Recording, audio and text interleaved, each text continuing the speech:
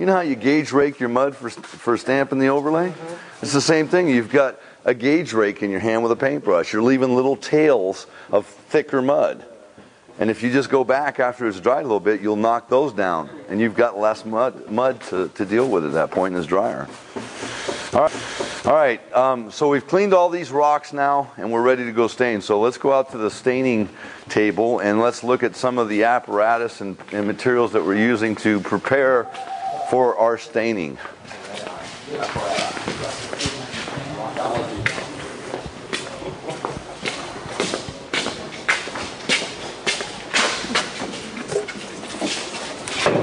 I'll let you guys just fan out back there a little bit, because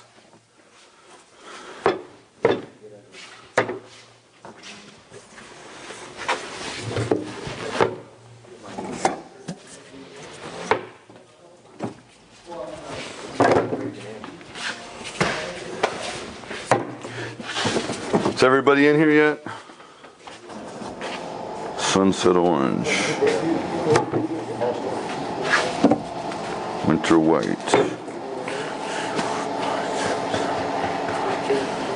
One more primary green. Okay. There we go. All right. Marcos, close that garage door for me. Get the dog out, please, Daryl. You live? Are you back enough that you can see the whole thing? You can see me up here and then down there? Okay. Wait for that door to close a little bit. All right. What we've got here are the 11 colors that we've developed. They're bondable with the surface of your hydro seal. First and foremost, your panel, your texture muds. All of these have the triple blend resin. This is triple blend. It's all a family that marries together. Nothing odd coming into the mix and laying into there. Now, we have, as any manufacturer does, a procedure. You're going to be given that today. Before you get your tech manuals, I'm going to give you a little excerpt of the tech manual, and you're going to be able to have something to take with you that gives you the order of procedures, the mixes, how to deal with them, and blah, blah, blah, blah, blah. You go outside of that, you're following in a place where you're not having the success that you would have. Let's introduce, well, I use acid stains. Do you? You already know that I don't like acid stains. Why people don't I like acid stains? It weakens the mixture. How does it do that? Breaks down some it burns material. It. Think of pumice. It's burnt on the surface, microscopically speaking. And now you want to bond to it, this junk? Nah, I can get all and any effects that you're after with acid stains with this stain. Just sure as nose on your face. Acid, I don't believe, has a place with cement. They're arch enemies, people. Who's stronger? The alkali or the acid? The alkali is going to give way to the acid. The acid will stay, and it will neutralize itself in short order by eating and playing itself into the alkali. Not a good idea. So whatever you do at that point that you introduce those, you're going to shake up the procedure. And I'm going to say to you, what did you do? As a manufacturer, you have warranty, 10-year, prorated, not limited, prorated. That's strong in this industry. There's nobody, they give you 90 days, a year, but they all say the same thing. Because of the installation being outside of our control, we weren't there to do it, you don't have a warranty. Well, we're not going to be chicken like that with you. We're going to be a company that stands behind our product line and our procedure, and we're going to help you. How many of you called up a manufacturer and said, well, I've never seen something like that before, or, you know, that's the first thing they say. And then second thing they say, and they've seen it so many times, this is inherent in their product. Well, they play dumb. You know what? Don't skirt the issue with me. I need you, and if I can't get you, I'm going to go somewhere else. I'll be damned if you guys are going to go somewhere else. You got a problem, we're going to resolve it. We're going to find out what's making us tick, and we're going to find that variable, get rid of it, and insert the variable that should be. So, enough said there. These colors are designed, literally, that you could create any color rock that you want. I pick up one color here, the race car blue. Let me see your cup there. It's about this color. And you know there's a lot of shades of blue. Well, it's actually more like that. No. Wait, blue, okay? Who wants a blue rock? Raise your hand. Okay, nobody wants a blue rock. In Arizona, we did a lot of copper ore. I use my greens and my blues. I'll make you some copper ore, turquoise. There's blue rock of Kentucky. There's Pennsylvania blue. There's all kinds of blue, but not that race car blue. But the race car blue, let's take 1 to 1, mix it up and throw it on a rock. 1 to 2, meaning 1 part of the stain, 2 parts water. 3 parts water, 1 part stain. Let's go up to 100 to 1. You're going, Jim, I'm not going to put water on my rock and see an effect. You're telling me 1 part of paint to 100 parts of water and I'm going to see the effect? Go look at my booth out there. Does anybody here has not registered there's blue on that rock? Anybody? Everybody who knows there's blue on the rock, raise your hand. Did you see it? It's there. 48 parts of water to 1 part of this. And it makes that blue-gray. That's a gray rock.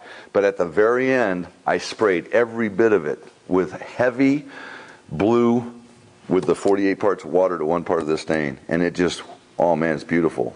I like it. So look at the XYZs of the ratios, the procedure, meaning the application, how you did it, the timing. You know we do that water washing. Throw on the water on the rock, put on some color. Well, what color? How much was it diluted? How long do I leave it sit there before I do something with it? Or do I do anything with it? The XYZs are exponential. They're just huge. So what we're going to do today is we're going to do a variety of colors. And we're going to try and get you to understand the formulation procedure and the applications procedures. We've simplified it. We've quickened it. And this is where you're going to find any effect that you want is going to be derived from these colors. Real simple. These are all concentrates. The dash brush is lost way. Anybody unhappy about that? This is the gravity feed spray gun we have. This is like at Lowe's is $69. We sell it for the $38.50, I think it is. This is a great tool. We are using it for water washing, for the toners. We'll use it for the speckles. It's fast, it's accurate, and it's easy. And again, you know that this much stain can do a whole swimming pool. With this, like white speckles, you're not using, and this isn't just coming here and going, that it's diluted, you know, heavily, and you're going to get a lot of buck stretch out of this. At any rate, what I wanted to do quick here now, because everybody has maybe not a familiarity with this, is the adjustments. There are some minor things that you can do to change the XYZ. In other words, I want speckles. How do I get them? First and foremost, there's this that is an adjustment, and not only an adjustment, but it needs to be cleaned. There are air. The stain is coming out through the jet in the middle, and there's these air ports that come in there to make it a fan or to not make it a fan.